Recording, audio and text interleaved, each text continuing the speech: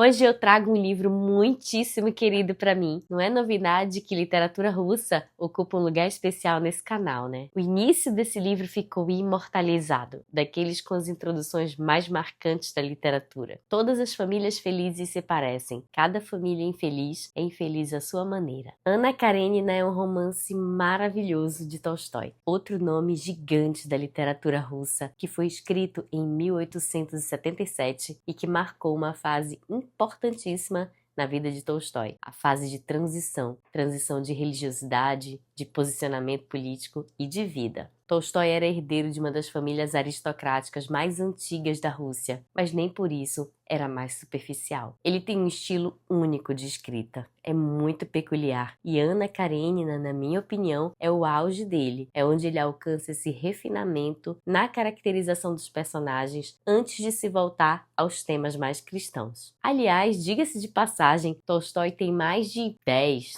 quase 20 obras que não são muito conhecidas, que tem esse perfil mais religioso, de exposição de credo, que eu até pretendo trazer para o canal justamente porque muitas pessoas ainda não conhecem esses títulos. Mas voltando, Anna Karenina é uma mulher chique, muito bela, de uma beleza muito fina da alta sociedade, casada com Karenin, um funcionário público muito rico que ocupava um dos cargos mais importantes do governo. Só que Anna é extremamente infeliz no casamento, apesar do marido ser um homem respeitável. Num certo dia, Anna conhece Vronsky, um militar por quem se apaixona e tem um caso com ele. Apesar do título da obra levar o nome de Anna, temos dois núcleos centrais que correm paralelamente. Rubens Figueiredo explica isso no prefácio da edição que eu tenho. Ele menciona lá que os rascunhos de Anna Karenina tinham o título de Dois Casamentos ou Dois Casais, ou seja, já dá pistas que o romance é multinucleado. Um núcleo seria, lógico, Anna,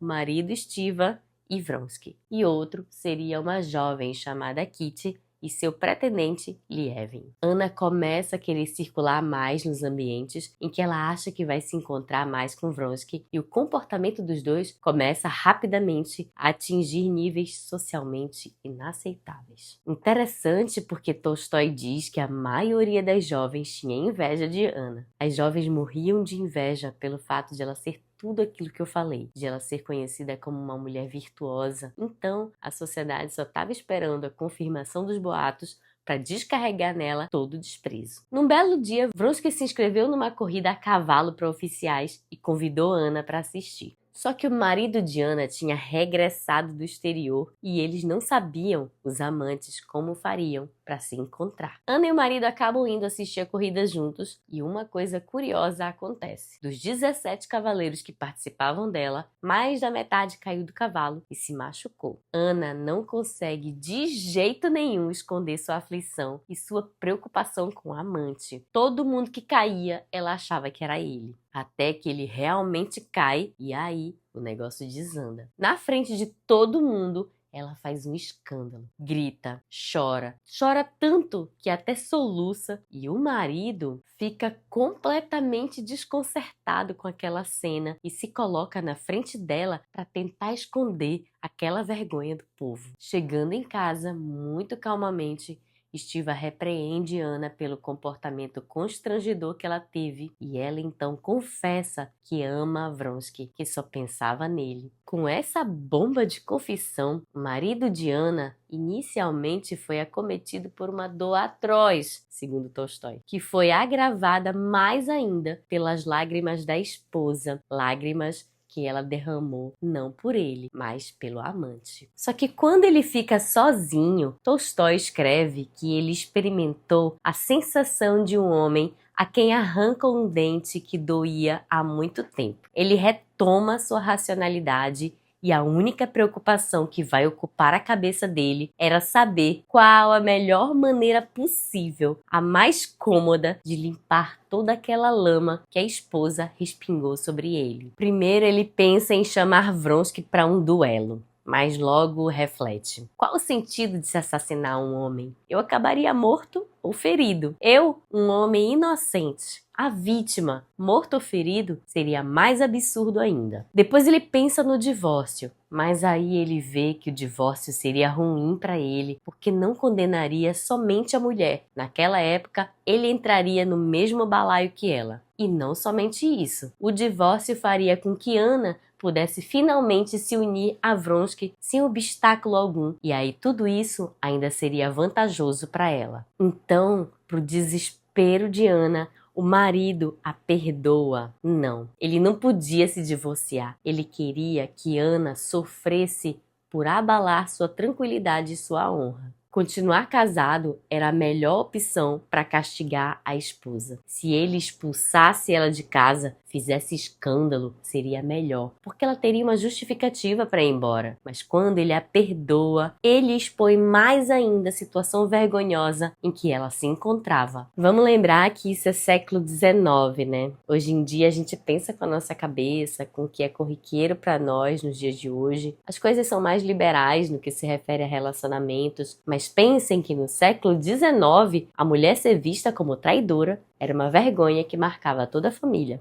O gostoso desse romance nem é tanto a personagem em si, é a construção dele. E aqui me parece que Tolstói atinge o clímax, o momento de glória como escritor, porque o texto é muito bem trabalhado. Por isso nesse vídeo optei por não esmiuçar o enredo, nem o segundo núcleo, porque o livro é grande, porque são vários personagens também, e aí a gente acaba tendo que entregar muito da história, mas quero falar da construção. Não tem herói, não tem malvado, são vidas normais que se entrelaçam e só alguém que entende muito, não só sobre sentimentos e variações de personalidade, alguém muito habilidoso que consegue colocar isso em forma de texto. Parece que ele não deixa você amar um personagem e odiar outro. Ele justifica cada ato louvável ou odioso dos personagens. Toda vez que você está prestes a escolher um lado da história, querendo defender um personagem ou até mesmo odiá-lo, ele vai mostrando os pensamentos daquela pessoa e mostrando que todos são bem humanos, tem as coisas boas e ruins. Como eu falei,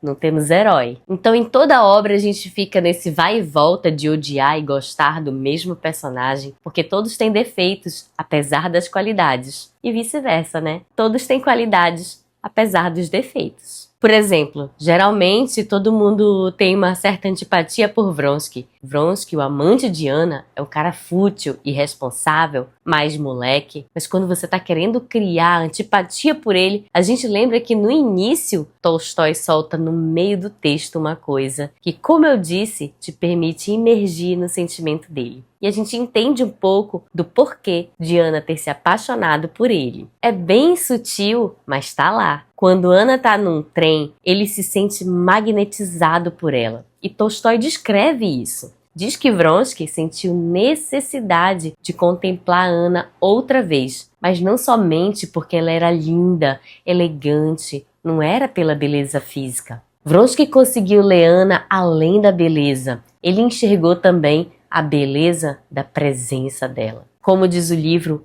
uma vivacidade contida que ardia em seu rosto e esvoaçava nos olhos brilhantes. Vronsky também diz que parecia que o excesso de alguma coisa que ele não sabia o que era inundava Ana e transbordava do seu ser. E a despeito da vontade dela, se expressava, ora no brilho do sorriso, ora no olhar. Ana era realmente tudo aquilo que eu já falei. Linda, rica, elegante, chique, uma mulher com status social, diferente das pobres mortais. Todo mundo conseguia ver isso, era evidente. Mas Vronsky vai além. Vronsky enxerga Ana, pelo menos num primeiro momento. Ele capta coisas não óbvias, coisas que ninguém via. Quando você analisa o todo, junta a personalidade de Ana com a personalidade do marido dela e a vida que ela tinha antes, a gente percebe que Ana tinha tudo do ponto de vista material, mas não era enxergada pelo que ela era de fato. Ela era a mulher do marido, simplesmente. E isso é bem real, né? Quantos casos não existem assim? Se a gente parar para pensar, isso é de uma beleza literária tão grande. Não se trata apenas de enredo de uma historinha que ele tirou da cabeça.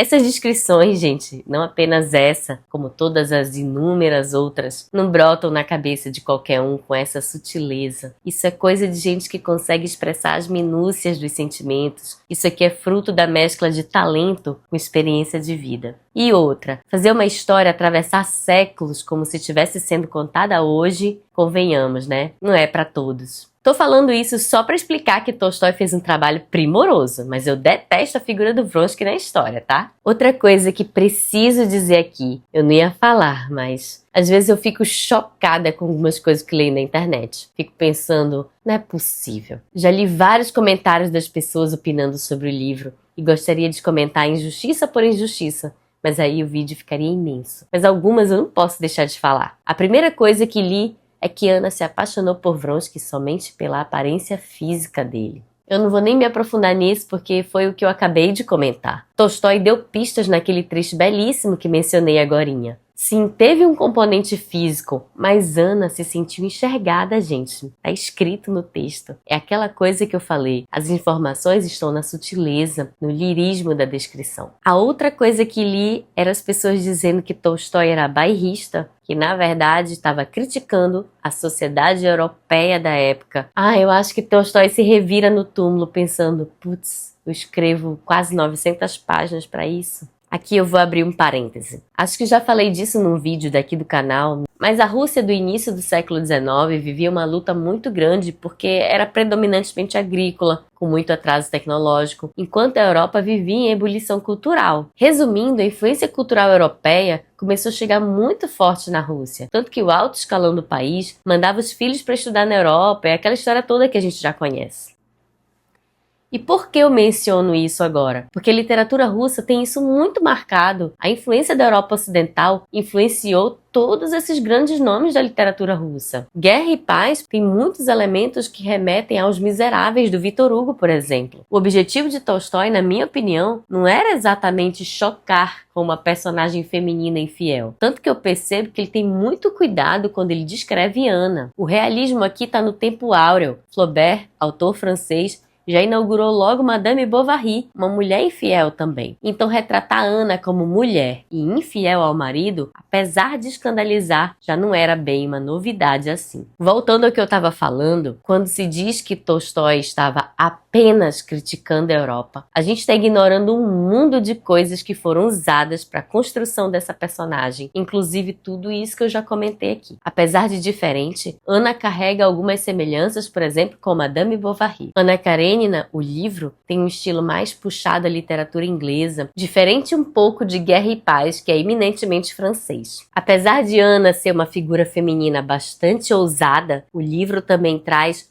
outras figuras femininas que poderiam ter perfeitamente saído dos romances de Jane Austen, por exemplo. A outra coisa que eu li é que esse livro é maçante e prolixo. Aí talvez seja um problema de tradução. Em comparação com outros títulos russos, o vocabulário desse livro é bem simples e direto. Eu indico a tradução do Rubens Figueiredo, que é maravilhosa. Tenho a edição de 2005, belíssima, que vem num box, presente que ganhei da minha mãe quase 20 anos atrás, e recomendo. Hoje em dia, passou de 10 linhas, as pessoas já chamam de textão, né? Aí realmente é complicado, mas eu acredito piamente que esse não é o público desse canal. Eu juro que me esforcei para sintetizar, sem deixar de falar coisas importantes. Tentei detalhar sem entregar demais a história, mas acho que essa análise merece uma parte 2. O que vocês acham? Me digam aí. Um romance desse porte não cabe num vídeo tão pequeno. Ainda tem bastante coisa pra gente comentar e vai valer a pena. Tenham todos uma excelente leitura e até o próximo vídeo.